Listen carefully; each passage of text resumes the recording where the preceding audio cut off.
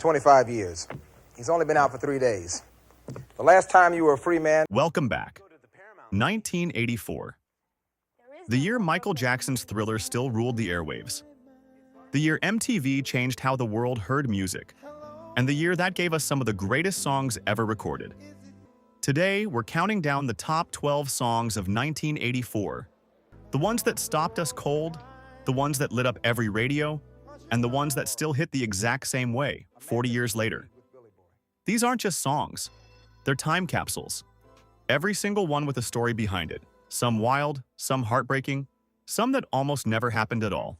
Let's get into it. And tell you time and time again. Number 12. Girls Just Want to Have Fun, Cyndi Lauper. We start our countdown with one of the most iconic feminist anthems ever written. And here's the twist you probably never knew.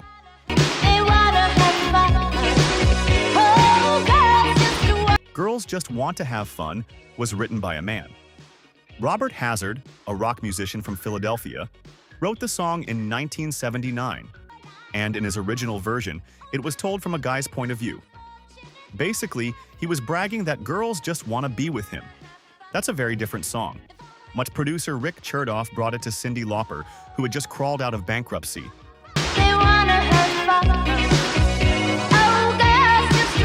She'd been fired from her band Blue Angel, sued by her manager, and had been waiting tables just to survive. When she heard Hazard's version, she immediately said, "No, it wasn't right for me," she said later. "I'm a woman. I'm not singing that." So she rewrote it. She flipped the perspective entirely, changed the sound from garage punk to a Motown-influenced pop explosion, and made it a celebration of women's freedom, not a man's fantasy. The music video, shot on the Lower East Side of Manhattan in the summer of 1983, featured her real mother and the legendary wrestler Captain Lou Albano as her screen dad. It won the very first Best Female Video Award at the 1984 MTV Video Music Awards.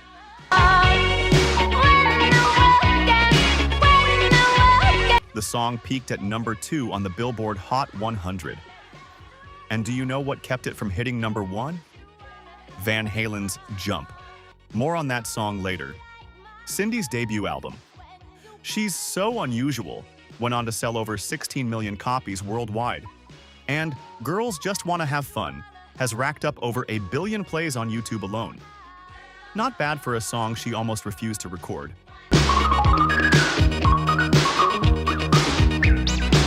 Number 11. 99 Luftballons, Nena. Picture this. It's June 1982. West Berlin. You're at a Rolling Stones concert, standing near a man named Carlo Kargas, the guitarist of a young German band called Nena.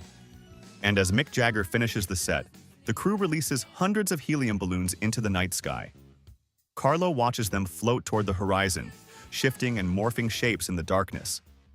And in that moment, something clicks, or he thinks.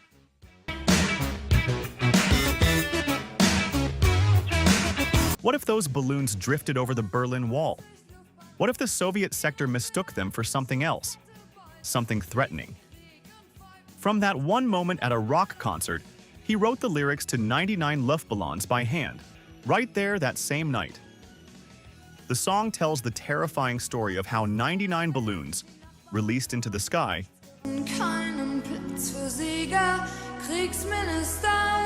trigger a military panic, escalate into war, and leave the world in ashes. The record label didn't even want to release it as a single. They said it had no chorus. They said it wasn't commercial enough. They were wrong. The German version hit number 1 in West Germany, Australia, Switzerland, and Austria.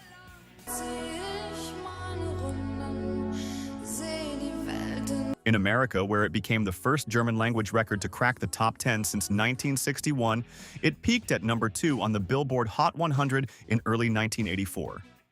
And what kept it from hitting number 1 in America? Van Halen's Jump. Again. We will definitely get to that song.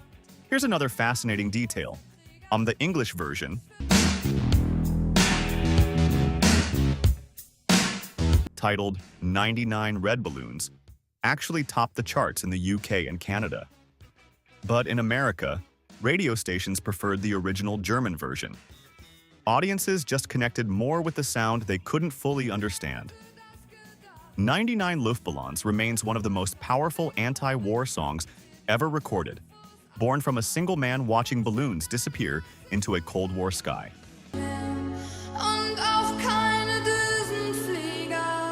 Number 10. Rock You Like a Hurricane, Scorpions. In 1984, a group of German rockers arrived in America, and they arrived loud. The Scorpions had been grinding for over a decade.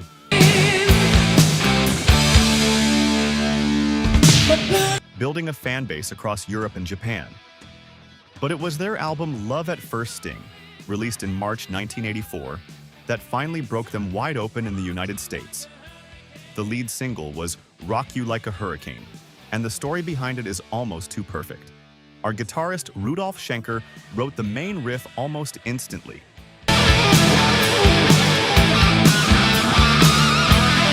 One of those rare moments where the music just falls out of the sky.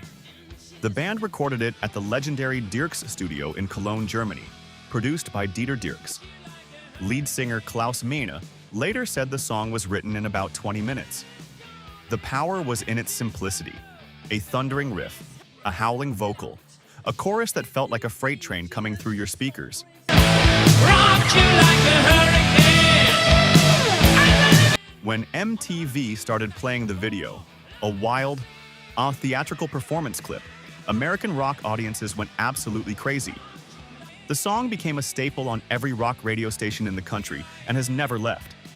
It's been used in movies, TV shows, sports broadcasts, and video games for 40 years running. Rock You Like a Hurricane didn't just launch the Scorpions in America, it cemented their legacy as one of the greatest hard rock bands in history. And Klaus Meine delivered every single note like the walls were about to collapse.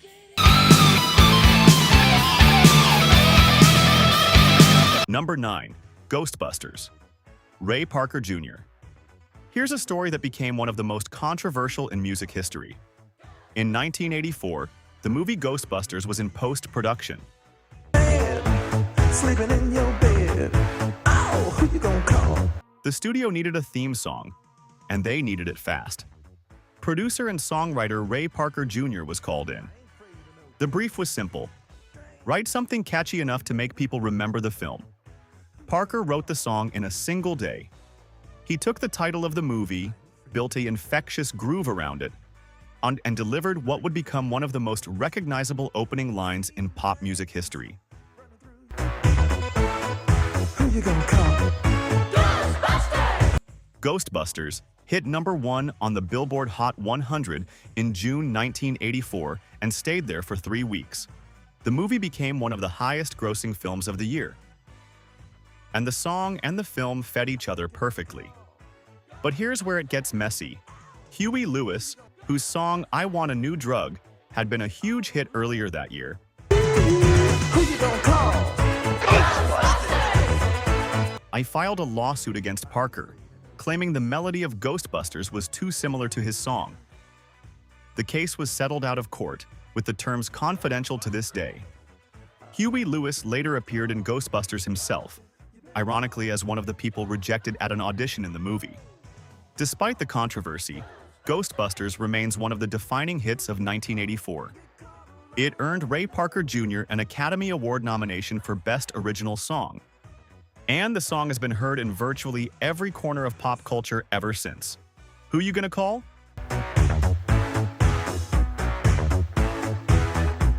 Number 8. Footloose, Kenny Loggins. In 1979, a screenwriter named Dean Pitchford read a newspaper clipping about a small town in Oklahoma called Elmore City.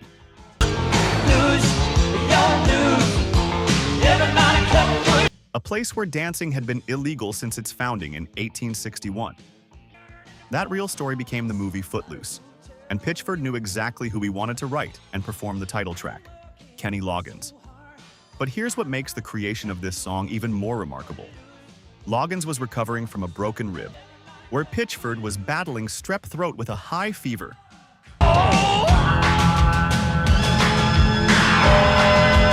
Neither one of them was in any shape to be writing anything. But they sat together anyway, and in 3 days of concentrated writing, they created one of the most explosive opening notes in 1980s pop history.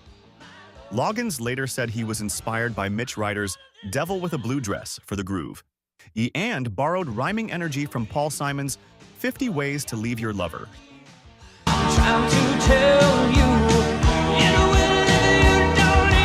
The song was released a few weeks before the movie hit theaters on February 17, 1984. By the time audiences were buying tickets, Footloose was already climbing the Billboard Hot 100. It reached number 1 on March 31, 1984, and stayed there for 3 weeks. The soundtrack itself spent 10 weeks at number 1 on the albums chart.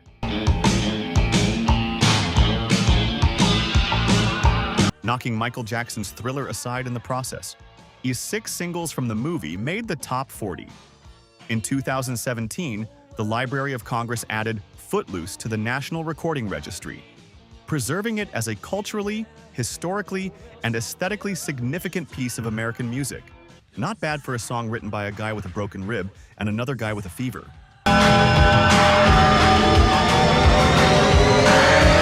Number 7. Missing You. John Waite. John Waite was going through the worst period of his life. He'd come from England, where he'd had some success fronting a band called The Babies.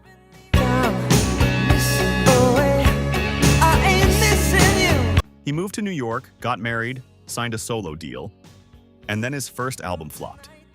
His label dropped him. He went home to England. He got divorced. And then he came back to New York to make his second album. No breaks, leaving everything behind. One night in a Los Angeles bedroom, he sat down to write. And what poured out of him became one of the most emotionally complicated songs of the decade. I can't bridge this distance. Stop this heartbreak. He said later it was about 3 different women at once. His ex-wife, a woman he'd met in New York while making his first album, and the complicated reality of being far away from everyone he loved while telling himself he was fine. I ain't missing you at all since you've been gone. He wasn't fine. And everyone who's ever heard the song knew it. Made the brilliance of missing you what my friends say, ain't missing you, is that raw contradiction. A man insisting he doesn't care, while every note of his voice screams the opposite. The song was actually written around a backing track he stumbled upon on a tape machine.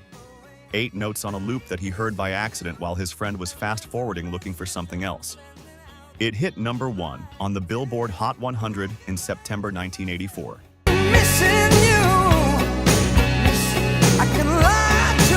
Dethroning Tina Turner's What's Love Got to Do With It. The song was featured on the 2nd episode of Miami Vice, at the exact moment it sat at number 1 in America. It was nominated for a Grammy for Best Pop Vocal Performance, Male. Tina Turner later covered it.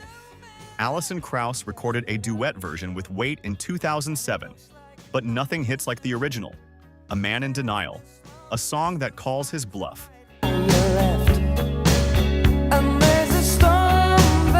Number 6. Hello, Lionel Richie. In 1984, Lionel Richie released what would become one of the best-selling ballads in pop history. Hello was the lead single from his album Can't Slow Down.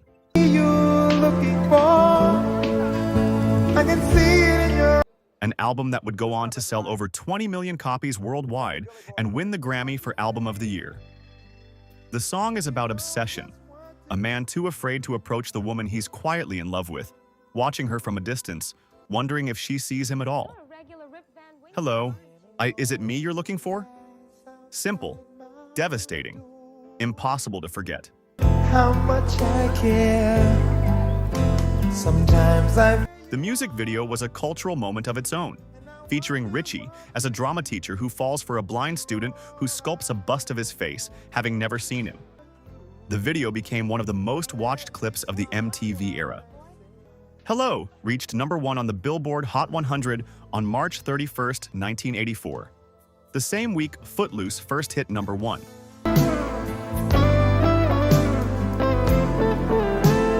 They traded the top spot across the spring. The song also hit number 1 in the UK and across most of Europe. It spent 6 consecutive weeks at the top of the Hot 100, one of the longest runs of the entire year. Lionel Richie wrote and produced the song himself. In interviews, he described it as a song about the universal fear of being seen.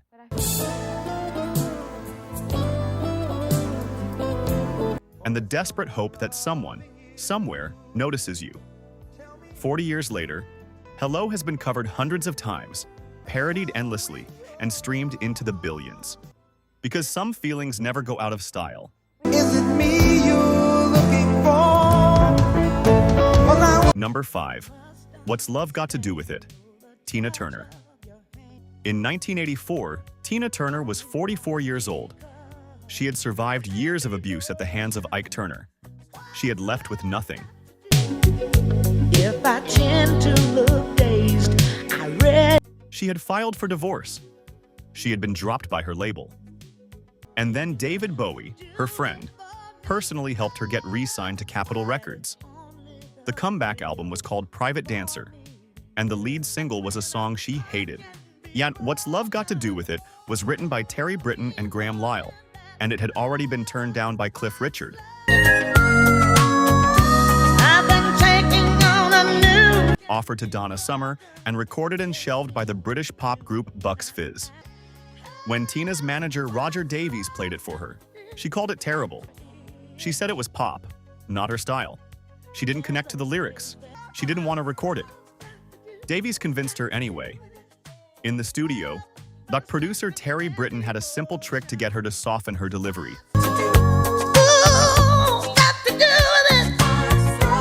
He stood next to the microphone and told her, "Forget the microphone. Sing it like you're singing only to me." She did. And the result was one of the most controlled, nuanced, powerful vocal performances in pop history. The song hit number 1 on the Billboard Hot 100 on September 1st, 1984. And at 44 years old, Tina Turner became the oldest female solo artist ever to top that chart. It spent 3 weeks at number 1. It sold over 2 million copies worldwide. And at the 1985 Grammy Awards, it won Record of the Year, Song of the Year, and Best Female Pop Vocal Performance. A song she hated. 3 Grammys. The greatest comeback in music history. Tina Turner wasn't just back, she was reborn.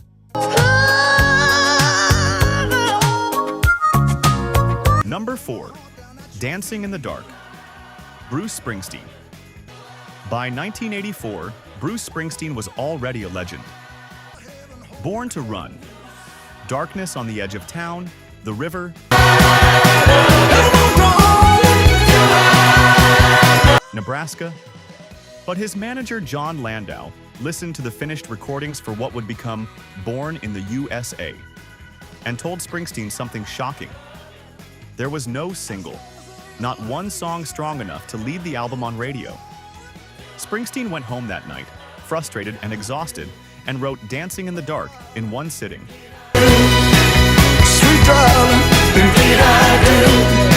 And the lyrics are raw and uncomfortable.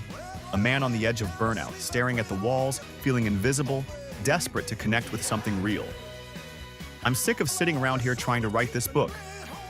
He was literally writing about the moment he was living in. Dancing in the Dark was released as the lead single from Born in the USA in May 1984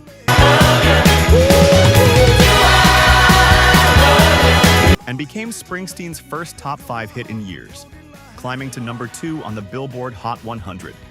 The music video, directed by Brian De Palma, featured a young, unknown actress pulled from the crowd to dance with Springsteen on stage. That young woman was Courtney Cox, 6 years before Friends, her first time on national television. Born in the USA, went on to sell over 30 million copies and produce 7 top 10 singles, a record at the time. And it all started with a frustrated Bruce Springsteen, alone at night, writing the song his manager told him he needed. Sometimes the deadline makes the masterpiece.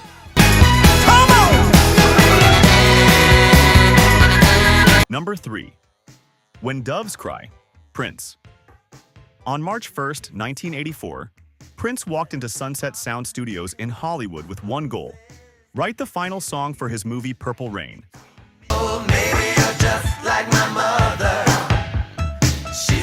Director Albert Magnoli had given him a scene, a montage of Prince's character riding his motorcycle alone after losing his girlfriend, and asked for something to go beneath it. Prince came back the next day. He sat down with his engineer Peggy McCreary and worked straight through from 3:30 in the afternoon until 7:30 the next morning. 16 straight hours.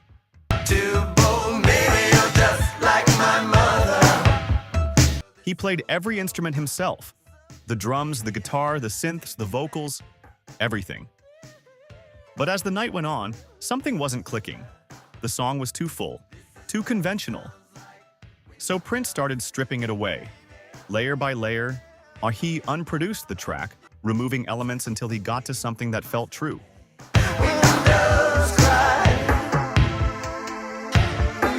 And then, at the very end of the session, he made the decision that would change music forever.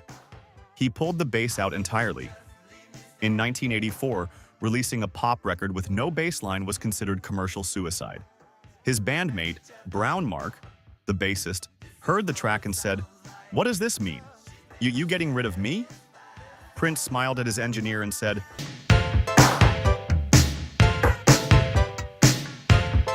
"Ain't nobody gonna believe I'd do this." Then he released it anyway. When Doves Cry became Prince's first #1 single in the United States. It hit the top of the Billboard Hot 100 on July 7, 1984, and stayed there for 5 consecutive weeks. According to Billboard, it was the best-selling single of the entire year 1984. If you will, the picture of you and I. The song was ranked number 37 on Rolling Stone's 500 Greatest Songs of All Time. Oh, it's in the Rock and Roll Hall of Fame's 500 Songs That Shaped Rock and Roll. And it was born in a single overnight session from a man who decided that silence, the total absence of bass, was louder than anything he'd ever recorded before. Genius doesn't explain what Prince did. Some things just have to be heard.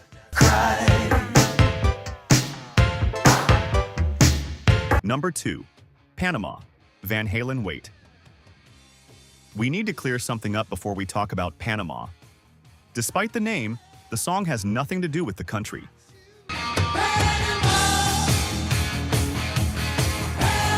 David Lee Roth had been accused by a reporter of only ever writing songs about women, partying, and fast cars. Roth realized, embarrassingly, that he had literally never written a song about a fast car. So he decided to fix that. He was in Las Vegas when he saw a dragster racing car called Panama Express tearing down the strip.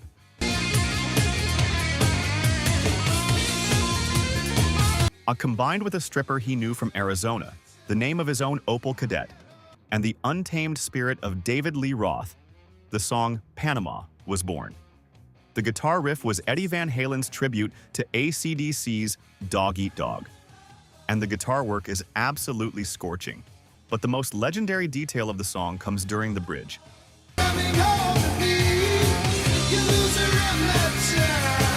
After the guitar solo, when Roth says, "I can barely see the road from the heat coming off it," listen carefully to what follows. That roaring engine sound you hear? That's not a guitar effect. That's Eddie Van Halen's actual 1972 Lamborghini Miura S, a wedding gift from his wife Valerie Bertinelli, which she'd bought from Rod Stewart.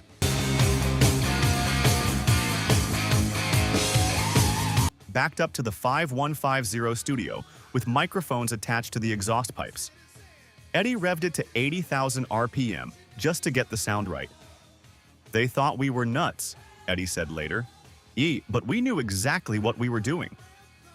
Panama was released as the 3rd single from the 1984 album in June 1984, and peaked at number 13 on the Billboard Hot 100, number 2 on the mainstream rock chart. And as a historical footnote, during the U.S. invasion of Panama in 1989, American troops reportedly blasted the song on repeat as a form of psychological warfare against General Noriega. So in the end, Panama did connect to the country after all.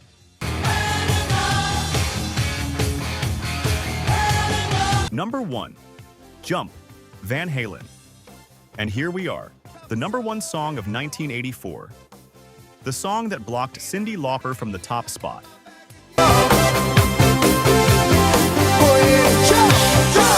The song that kept Nena's 99 Luftballons at #2.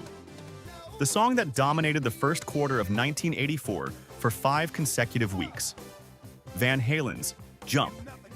And here is everything you need to know about why this song is incredible, starting with the fact that it almost never existed. Eddie Van Halen had written the keyboard riff for Jump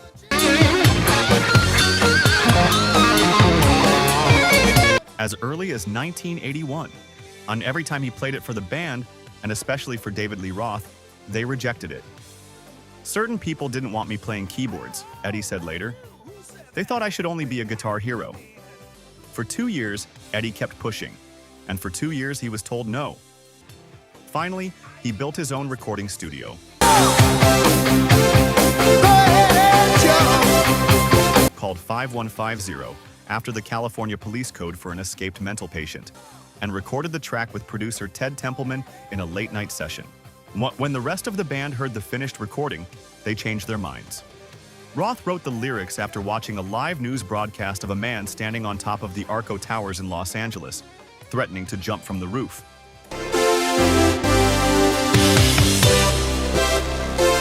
The crowd below was yelling, "Don't jump! Don't jump!" Roth thought, might as well jump. He composed the lyrics while riding around Los Angeles in his 1951 Mercury convertible, dictating lines out loud. And the keyboard instrument Eddie used was an Oberheim OBX-A synthesizer. And the solo was spliced together from at least 2 separate takes.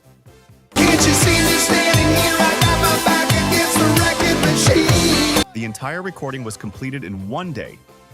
The music video cost somewhere between $600 and $6,000, depending on whether you believed David Lee Roth's numbers or the actual invoice. Shot on 16mm handheld cameras at the Complex in Santa Monica, it was nominated for 3 MTV Video Music Awards and won Best Stage Performance. Might as well jump, jump. Might as well.